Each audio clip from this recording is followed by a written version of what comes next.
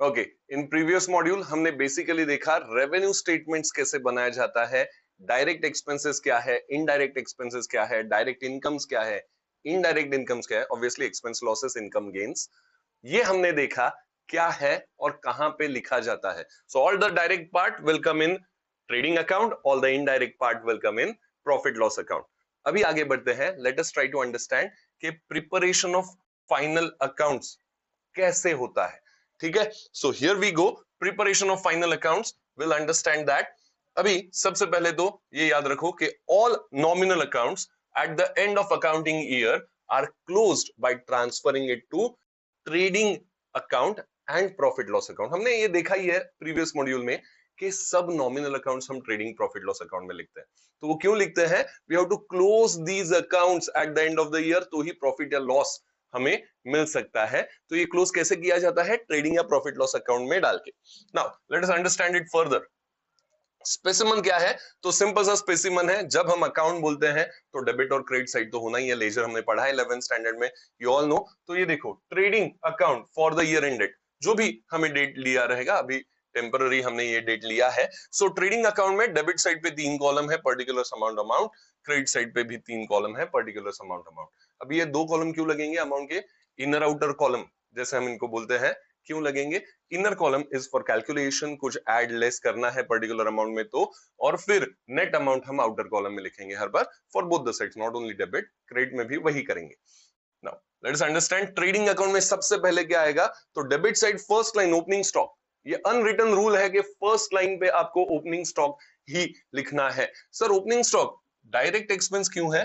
क्योंकि opening stock का मतलब क्या है? It is the stock of goods at the beginning of the year. मतलब वो सेलेबल कंडीशन में ला या है हमने, स्टार्ट में ही अपने पास वो सेलेबल कंडीशन में है. तो सेलेबल कंडीशन में जो भी हम खर्चा कर रहे हैं उसको ही हम डायरेक्ट एक्सपेंस बोलते हैं ना, सेलेबल कंडीशन में गुड्स लाने के लिए. सो ये तो सेलेबल कंडीशन का ही है, और वो सेलेबल कंडीशन में लाने के लिए कितना खर्चा करना पड़ा है वो हमें पता है, राइट? सो इसीलिए opening stock is direct expense. It is the cost of goods available for sale in current year. तो ये ओपनिंग स्टॉक हम लिखेंगे ट्रेडिंग अकाउंट डेबिट साइड में. और अगर आप ट्रेडिंग अकाउंट का बेसिकली फॉर्मेट देखोगे in your government text book also, तो वहां पे उन्होंने क्लियरली दिया है कि all debit balances of goods will appear in trading account debit side, ऐसा उन्होंने बोला है. तो ये भी एक रीजन है. देन परचेसेस ऑब्वियसली ये तो डायरेक्ट एक्सपेंस है. क्यों है ये हमने समझा है पहले ही. इसके बाद और क्या लिखेंगे? तो परचेसेस के बाद जो भी डायरेक्ट एक्सपेंसेस हमें दिए गए हैं, अभी डायरेक्ट एक्सपेंस क्या है ये पता करना है तो प्रीवियस मॉड्यूल पहले देख लो. ठीक है, डायरेक्ट एक्सपेंसेस जितने भी दिए, all the other direct expenses will record here in debit side. अभी बात करेंगे क्रेडिट साइड में क्या क्या आएगा. तो let us understand credit side में the first thing will record is sales. First line पे क्या लिखेंगे? सेल्स लिखेंगे. अभी सेल्स ये क्या है? तो डायरेक्ट इनकम है. डायरेक्ट एक्सपेंस हमने लिख दिया है यहाँ पे, डायरेक्ट इनकम हमें यहाँ पे लिखने हैं. इसके बाद क्लोजिंग स्टॉक लिखेंगे. जैसे ओपनिंग स्टॉक यहाँ पे लिखा है ना, वैसे क्लोजिंग स्टॉक हम यहाँ पे लिखेंगे. Closing stock is what? Goods का स्टॉक जो एट द एंड अवेलेबल है अपने पास, right? Stock of goods at the end of the year. Cost of such goods included in purchases. Already purchase में इंक्लूड हो चुका है, but since it is not direct expense for the current year, credited to trading account और deducted from purchase. देखो अभी अलग अलग type रहता है अकाउंटिंग करने का. तो एक टाइप है ये परचेस में ऑलरेडी इंक्लूडेड है ना, ये जो क्लोजिंग स्टॉक बचा है, लास्ट में जितना स्टॉक बचा है गुड्स का अपने पास, परचेस किया था उसमें से ही बचा है, या ओपनिंग स्टॉक था अपने पास प्रीवियस ईयर का, क्लोजिंग इस करंट ईयर का ओपनिंग, तो वो था अपने पास. तो ये हमने क्रेडिट में क्यों लिखा? परचेसेस में लिख दिया है, लेकिन करंट ईयर ये यूज नहीं होने वाला, इसीलिए तो लास्ट में बचा है, राइट? वो शायद नेक्स्ट ईयर अपने पास अवेलेबल हो जाएगा फॉर सेल, तो इसीलिए हमने उसको एडजस्ट करने के लिए क्रेडिट में डाला है. या आप क्या कर सकते हो, परचेस से डायरेक्टली माइनस करके भी दिखा सकते हो closing stock. Right now for state board I will suggest you to record it on credit side of trading account. Now once we record this everything, हम क्या करेंगे? तो टोटल लेंगे, और टोटल लेके हम बैलेंस पता करेंगे. So there can be two alternatives for this. ठीक है, बैलेंस कहां पे मिल सकता है?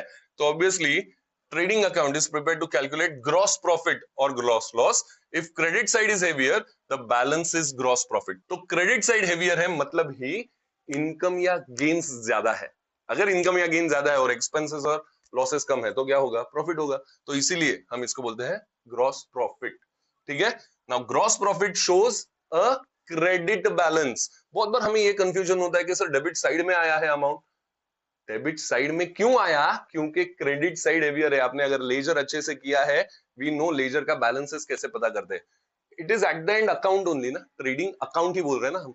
तो लेजर बैलेंस कैसे किया जाता है, तो क्रेडिट साइड अगर हेवियर है तो उसका क्रेडिट बैलेंस रहता है, जो हम लिखते हैं डेबिट साइड पे। क्यों, क्योंकि डेबिट साइड कम है तो वो टोटल सेम आने के लिए हमें वहीं पे लिखना पड़ेगा, right. So please don't get confused in between कौन से साइड में बैलेंस आया और कौन सा बैलेंस है। ग्रॉस प्रॉफिट आया डेबिट साइड पे but it shows a credit balance. आपको ये धीरे धीरे याद आएगा, आप लेजर चैप्टर अगर याद करोगे 11th स्टैंडर्ड का। Now if debit side is heavier the balance is gross loss. ये देखो डेबिट साइड में हम क्या लिखते हैं, तो डायरेक्ट एक्सपेंसेस, वो अगर ज्यादा है अपने डायरेक्ट इनकम से तो एक्सपेंस ज्यादा है, इनकम कम है तो लॉस ही होगा। सो ग्रॉस लॉस हमें लिखना है, अगेन लिखा है क्रेडिट साइड पे बट इसका है डेबिट बैलेंस।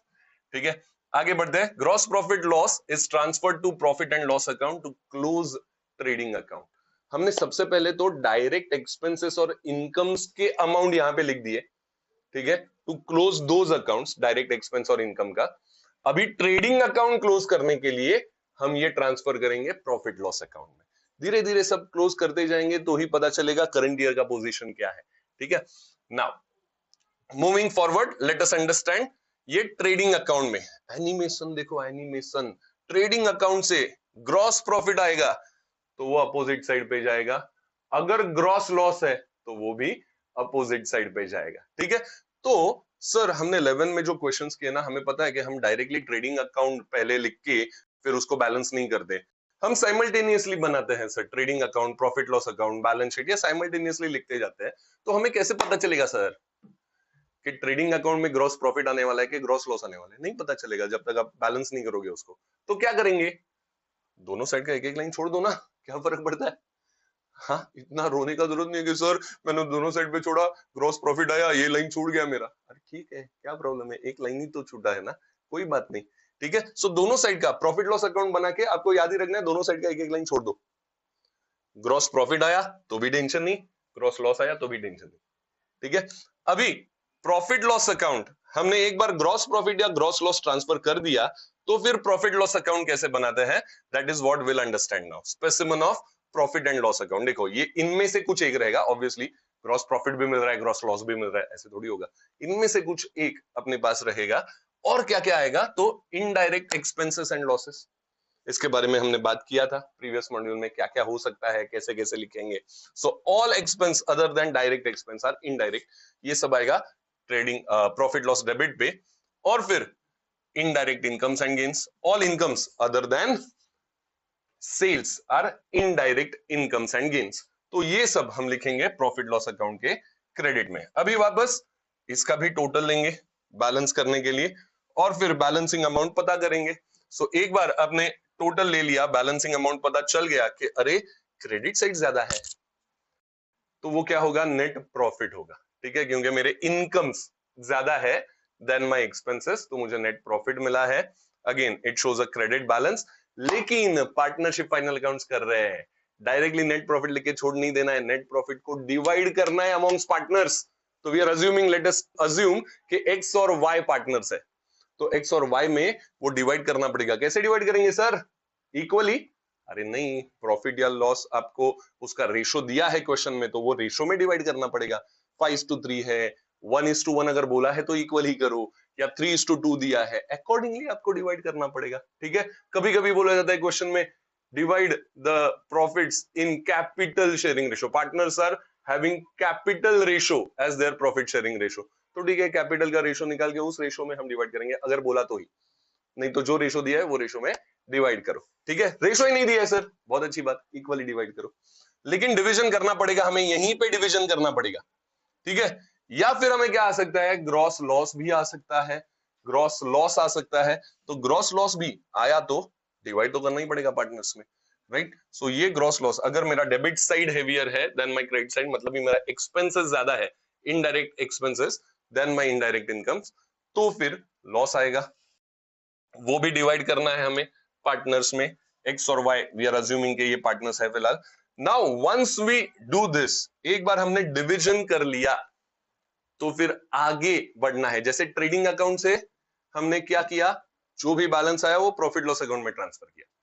अभी प्रॉफिट लॉस अकाउंट में जो बैलेंस आएगा वो कहां पे जाएगा, देखते हैं, बैलेंस शीट का फॉर्मेट बाकी है ना। So this are part 2 for preparation of final accounts. Balance sheet में क्या क्या आएगा वो समझते हैं। So here we go. Position statement, मतलब जिसमें बिजनेस का पोजीशन दिखेगा। बिजनेस का पोजीशन मतलब एसेट, लायबिलिटी, कैपिटल, ये दिखेगा कहां पे, तो उसके लिए हमें बैलेंस शीट बनाना पड़ेगा। क्या क्या दिखता है, कैपिटल एंड लायबिलिटी और asset.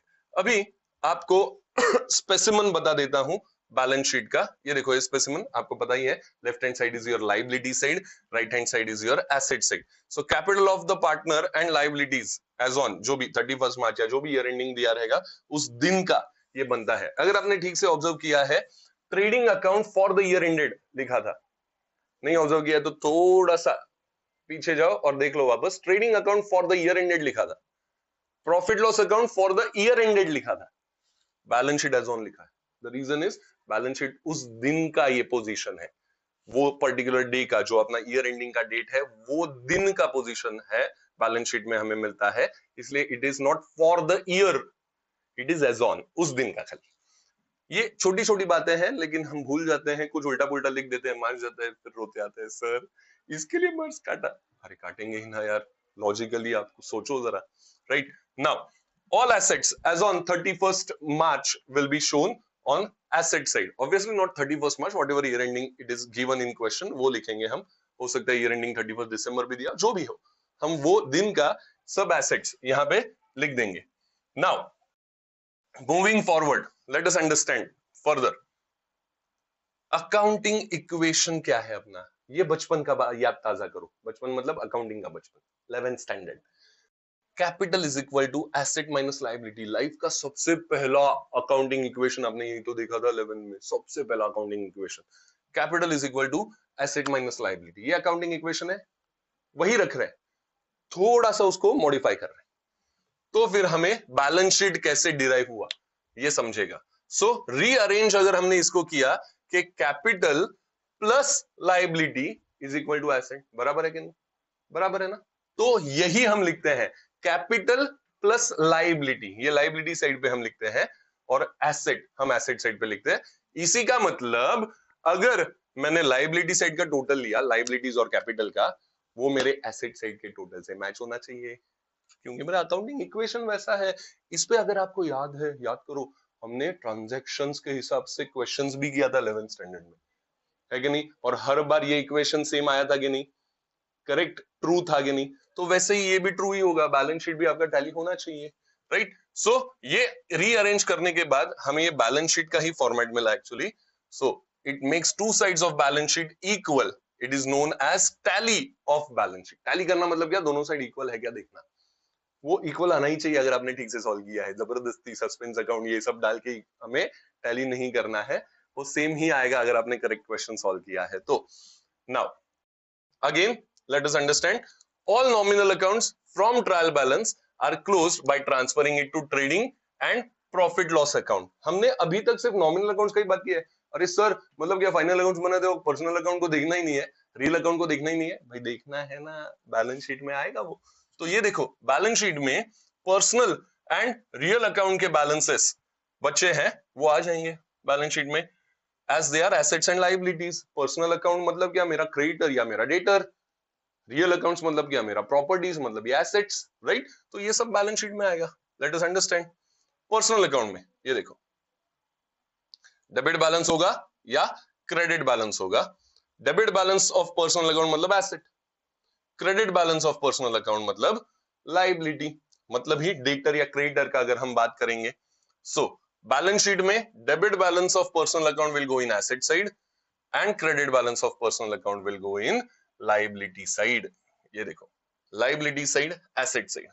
now let us understand real account का क्या बात है। रियल अकाउंट में यार कौन सा बैलेंस रहता है रे बाबा, डेबिट क्रेडिट दोनों बैलेंस रहता है क्या? 11th में पढ़ा नहीं है ना, 11 के वीडियोस देखो ना जाके, हाँ टीसीएच के, हाँ ओके। सो रियल अकाउंट के लिए obviously late us understand, debit balance real account में होता है, डेबिट बैलेंस रियल अकाउंट में होता है, बट रियल अकाउंट में कभी भी क्रेडिट बैलेंस नहीं रहता, या तो जीरो बैलेंस या तो डेबिट बैलेंस। कैसे?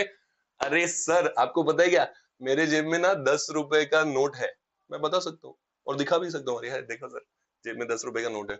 सर आज मेरे जेब में ना -20 रुपए, -20 रुपया, अरे ये क्या हो गया?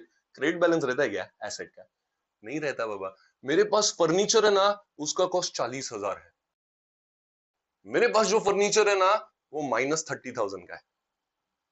ऐसे केमिकल लोचा हुआ लगता है ना, तो इसीलिए क्रेडिट बैलेंस नहीं रहता, सिर्फ debit balance of real account, और वो भी रहेगा तो ऑब्वियसली रियल अकाउंट में लिखते ही प्रॉपर्टीज है ना, तो वो कहां पे जाएगा? तो एसेट साइड में जाएगा, बैलेंस शीट के एसेट साइड में। देखो पर्सनल अकाउंट का डेबिट बैलेंस इधर आएगा और रियल अकाउंट इधर आएगा एसेट में। लायबिलिटी में क्या आया? पर्सनल अकाउंट का क्रेडिट बैलेंस, खत्म। तो ये अगर आप लॉजिक याद रखोगे तो क्वेश्चन सॉल्व करते वक्त बहुत इजी जाएगा। ये जो हम थियरी पार्ट थियोरटिकल सब कर रहे हैं ना मॉड्यूल्स, वो इसीलिए ताकि आप ठीक से समझ पाओ the concept of final accounts, तो सॉल्व करने में इजी जाएगा। फिर सर मुझे फाइनल अकाउंट नहीं आता, लेंदी है, डिफिकल्ट नहीं है अगर ये सब याद रखोगे तो, ठीक है। नाउ मूविंग फर्दर, सेंटी हो गया है वापस, हाँ ये देखो बैलेंस शीट में लायबिलिटी और एसेट दोनों टैली होना चाहिए, मतलब क्या सेम टोटल आना चाहिए दोनों का, okay. In case of balance sheet, capital plus liability is equal to asset. ये मैच हो जाना चाहिए। Moving forward, net profit, net loss is showed in balance sheet as addition और deduction from capital। जो हमने बात किया था पहले उसी को कंटिन्यू करेंगे आगे। ग्रॉस प्रॉफिट या ग्रॉस लॉस आया प्रॉफिट लॉस अकाउंट में, प्रॉफिट लॉस अकाउंट बैलेंस किया, मिला नेट प्रॉफिट या नेट लॉस, वो कहां पे आएगा? कैपिटल में एडजस्ट होगा, ठीक है, बैलेंस शीट में आएगा। लेकिन when ये देखो एक ही minute, when separate capital accounts are not prepared in answer, अभी आपको पता है ना कैपिटल अकाउंट बनाने का दो तरीका, हाँ फिक्स कैपिटल मेथड या fluctuating capital method. Fluctuating capital method में ये होगा जहां पे हम सेपरेट कैपिटल अकाउंट फिलहाल नहीं बनाएंगे। फिक्स्ड कैपिटल मेथड में जहां पे करंट अकाउंट रिलेटेड आता है, देखो वहां पे सेपरेट कैपिटल अकाउंट बनाएंगे, क्यों बनाएंगे, क्या करेंगे, कैसे बनाएंगे, बनाएंगे कि नहीं बनाएंगे, ये सब बाद में बात करेंगे। Will go always from known to unknown. जो पता है पहले 11th स्टैंडर्ड में किया है, वहां पे तो करंट वरेंट कुछ नहीं आया था, हमें लगा भी नहीं था, तो वहां से हम आगे ग्रेजुअली जाएंगे। Always understand, go from known to unknown. Directly unknown आप देखने जाओगे ना तो यहाँ पे केमिकल लोचा बढ़ेगा। तो लेट अस अंडरस्टैंड, जब सेपरेट कैपिटल अकाउंट नहीं बनाना है तो क्या करते हैं, जो हमने 11 में किया था वही करेंगे। कैपिटल में नेट प्रॉफिट ऐड करेंगे। देखो प्रॉफिट लॉस अकाउंट में सपोज हमें नेट प्रॉफिट मिला है, what will do about this net profit, ये दोनों को हमने डिवाइड भी किया था, एक्स और वाई को। अभी पहली बात तो बैलेंस शीट में जब आप लिखोगे ना कैपिटल, कैपिटल में वो ऐड करोगे ये तो आपको पता है, बट कैपिटल कैसे लिखोगे ये भी देख लो। बैलेंस शीट में पार्टनर्स कैपिटल अकाउंट लिखा, एक्स का कैपिटल अलग से जगह छोड़ दिया, कुछ कैपिटल में एडजस्टमेंट्स करना है, प्लस माइनस डिडक्शन एडिशन जो भी है वो करने के लिए जगह छोड़ दिया, फिर वाई का कैपिटल लिखा। अभी क्वेश्चन पढ़ते बाद अब तो आपको समझने वाला है कि कुछ कैपिटल में एडजस्टमेंट्स है क्या, ड्रॉइंग्स है क्या, एडिशनल कैपिटल है क्या, और कोई एडजस्टमेंट तो नहीं है, प्रॉफिट और लॉस तो रहता ही हमेशा, प्रॉफिट या लॉस बोला मैंने, रहता ही हमेशा एडजस्ट करने के लिए।